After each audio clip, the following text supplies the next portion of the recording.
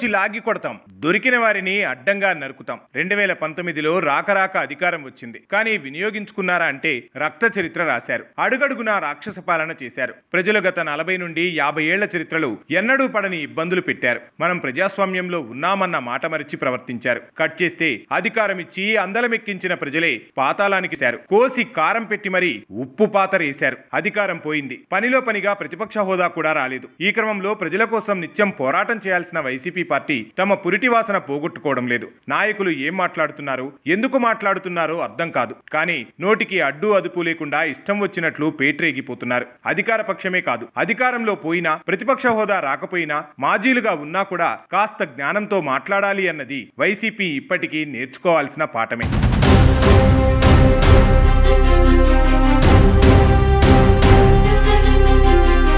అధినేత జగన్ తీరు చూస్తే రేపు అధికారంలోకి వచ్చాక పోలీసులను గుడ్డలోడదీసి నిలబెడతాను అంటాడు. తమ పార్టీ నాయకుల తీరు చూసినా అంతే. తాజాగా మాజీ తణుకు ఎమ్మెల్యే చేసిన కమెంట్స్ వైసీపీపై ప్రజలకు చిరాకు పుట్టించేలా ఉన్నాయి. చింత చచ్చినా పులుపు చావలేదని అన్న చందాన గట్టిగా కుర్చీలోంచి లేవలేరు. కానీ గుడ్డలూడదీసి కొడతాం, నిలబెట్టి నరుకుతామంటూ ఆ ఫ్యాక్షన్ సంస్కృతిని వదిలిపెట్టడం లేదు వైకాపా నాయకులు. పాపం అధికారం పోయి ఏడాదైంది, అన్నమాట మర్చిపోయినట్లున్నారు. అతడు సినిమాలో కోటా శ్రీనివాసరావు, రావు రమేష్, పోసాని సీన్ లాగా ప్రతిపక్షంలో ఉన్న మనమే రిగ్గింగ్ చేస్తే అధికారంలో ఉన్న వాళ్ళు ఇంకెంత చేయగలరు అన్నట్లుగా ప్రతిపక్ష హోదా కూడా లేని వైకాపా నాయకులే ఇలా మాట్లాడితే అధికార పక్షంలో తెలుగుదేశం పార్టీ తలుచుకుంటే పరిస్థితి ఎలా ఉంటుందో ఊహించుకుంటేనే భయం వేస్తుంది. అసలే పంజా విసిరిన పులిపిల్ల మాదిరి విరుచుకుపడుతున్నాడు నారా లోకేష్. తండ్రి మాదిరి సంయమనం పాటిస్తూనే తాత మాదిరి ముండోడిలా ముందుకు సాగుతున్నాడు. అసలే అధికారంలో ఉన్నప్పుడు పెద్ద ఎత్తున అవినీతికి పాల్పడి టీడీఆర్ స్కాములు చేసి రెడ్ బుక్ లెక్కల్లో ఇంకా తమరి నెంబర్ రాలేదు కనుక సైలెంట్ గా ఉంది తెలుగుదేశం పార్టీ. లేదంటే జైలుకు వేళాయిరా సినిమా